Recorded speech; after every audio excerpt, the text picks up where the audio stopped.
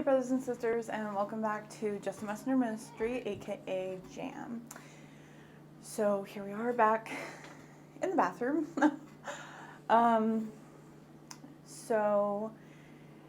Yep, here we are.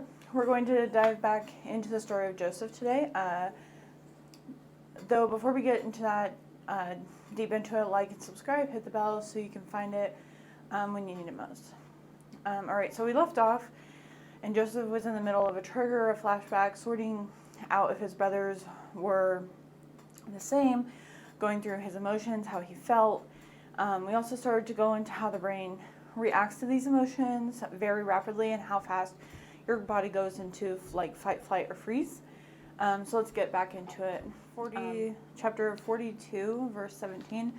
And he put them all together into ward 3 days. So he does end up putting them into prison for 3 days, as if he's containing the situation that has sent him into this downward spiral of emotions, right? So we can only imagine kind of like what his emotional state is here. Verse 18, and Joseph said unto them the third day, this do and live, for I fear God. So on the third day he comes to them, speaking of God, he's, remembering. Now Joseph has had time to speak with God in prayer. I don't know why I said it like that. And for an answer on what to do. He is able to talk to God about what has happened, his emotions, his triggers, taking flight, fighting, freezing. I'm not trying to speak ill of Joseph here, right? Between verse 17 and verse 18. Joseph is a great man. He's a great leader. He's a great father. He's a great husband. We know that.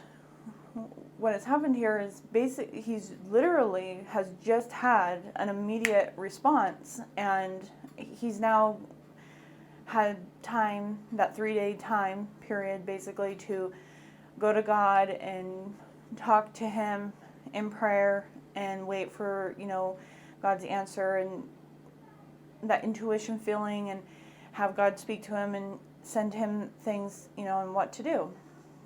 Verse 19, if ye be true men, so he's coming back to that, let one of your brethren be bound in the house of your prison.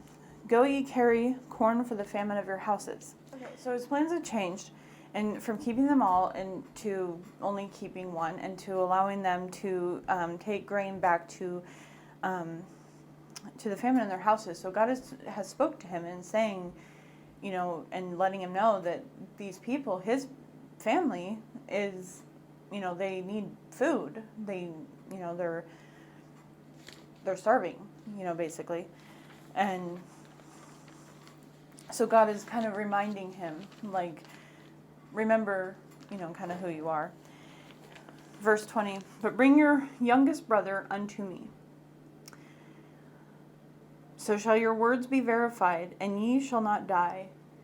And they did so. Reminding them that the hot water has not cooled, to bring back the youngest brother, or else. Basically, bring back Benjamin. Bring him back, or else you already think you're missing one brother here. You're gonna miss another. Because remember, they don't know who Joseph is. They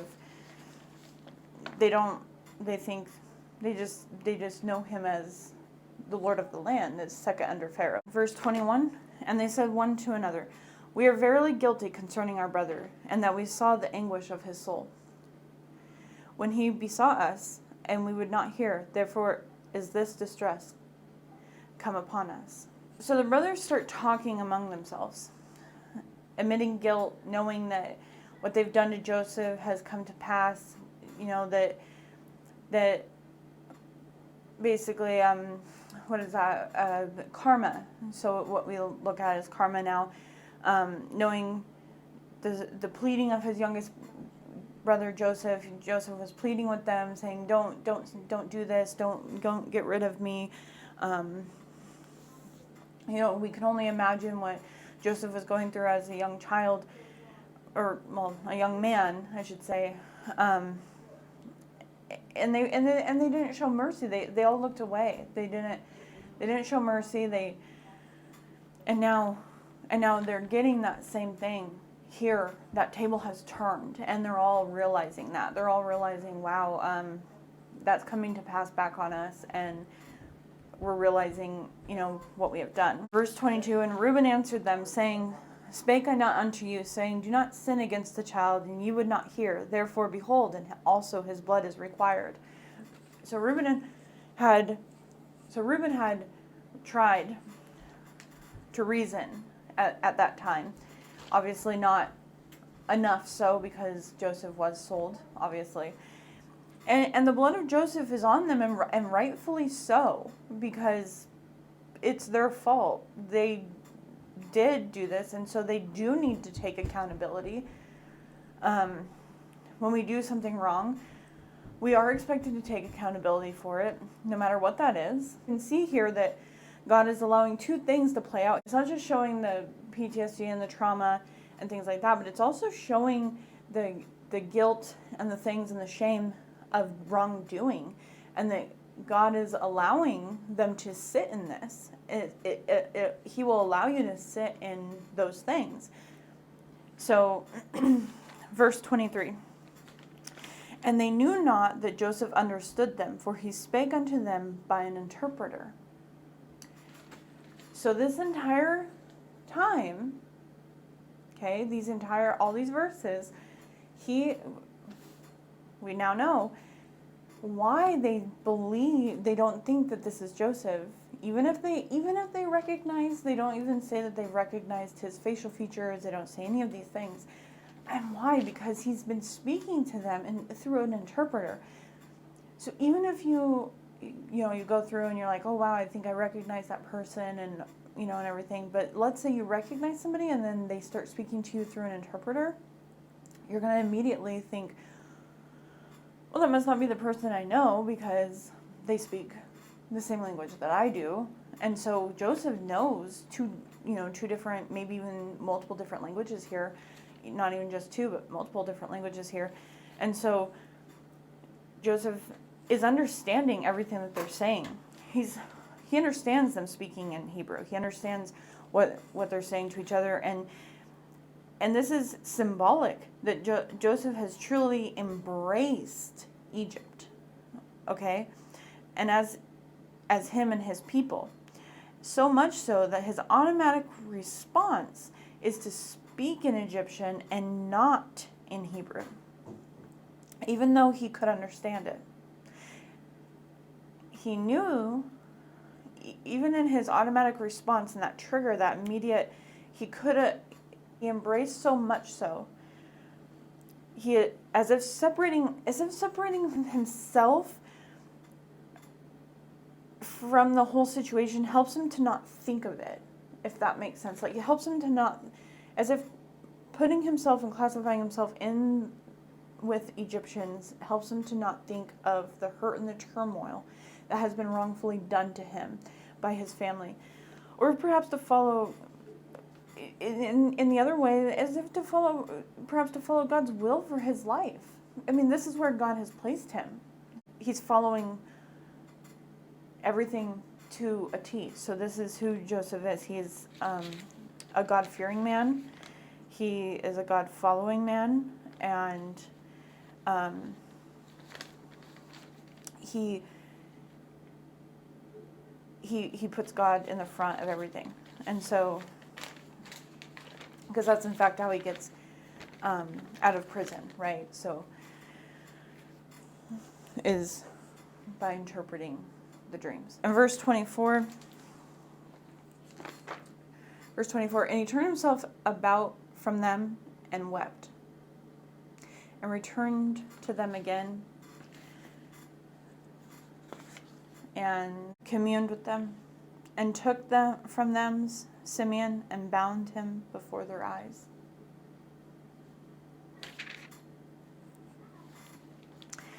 He turned away from them and wept, hearing about this event, hearing his brother speak on it,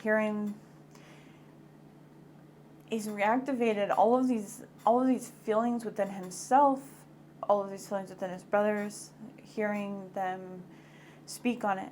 But then, in the same instance, turns back and bounds Simeon right in front of them. He could have asked one of the guards to do it. He could have, but he does it himself. He may, he could have feeling, there's a lot of feelings here going on. There's maybe a feeling of no control over his own emotions. There could be there's obvious inexplicable and unpredictable changes in mood. There's negative and automatic thoughts, flashbacks, delayed outbursts, and anger and sadness. On verse 25, and then Joseph commanded to fill their sacks with corn and to restore every man's money into his sack and to give them provision for the way, and thus did he unto them.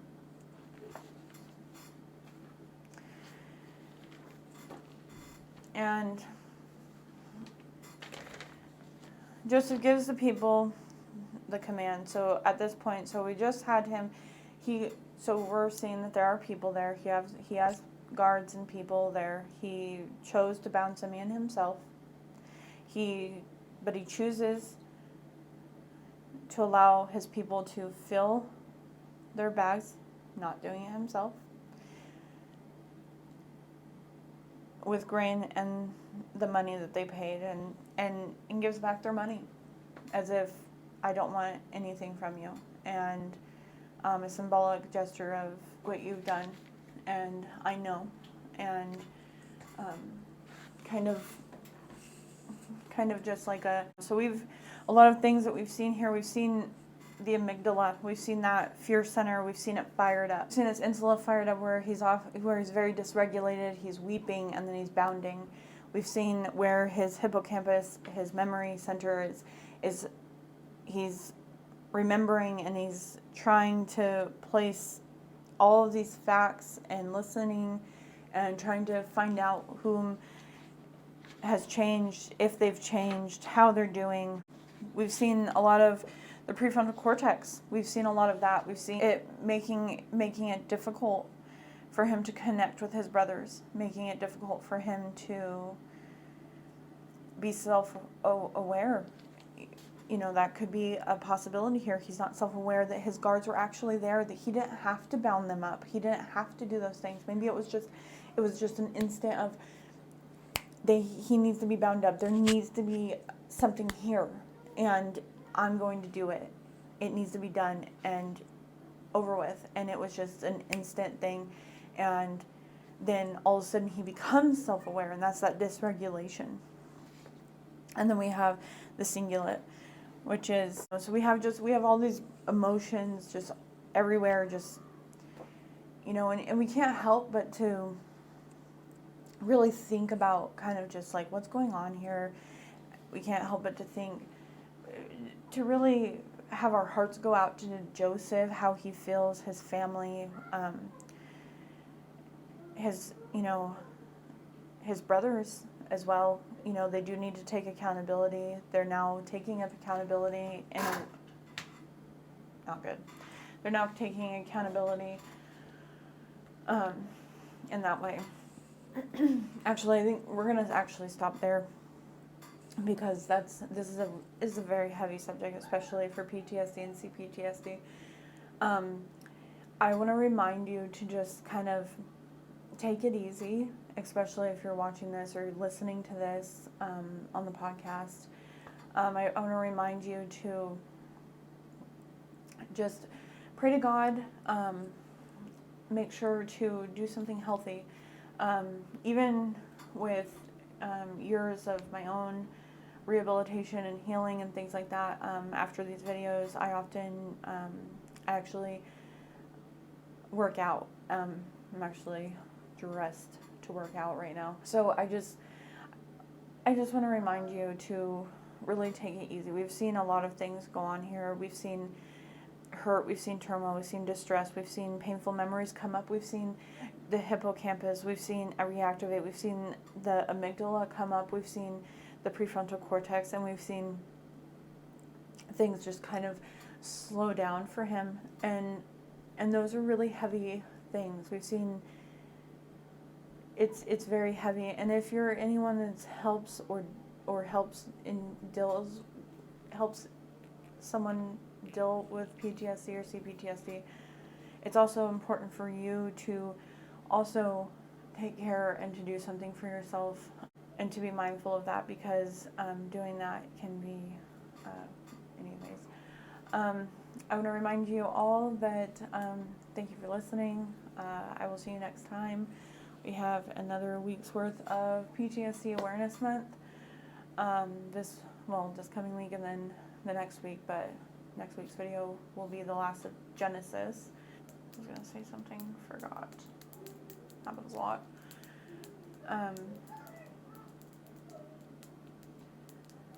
But I just want to remind you that God is good all the time. So I will see you next time. Have a great day.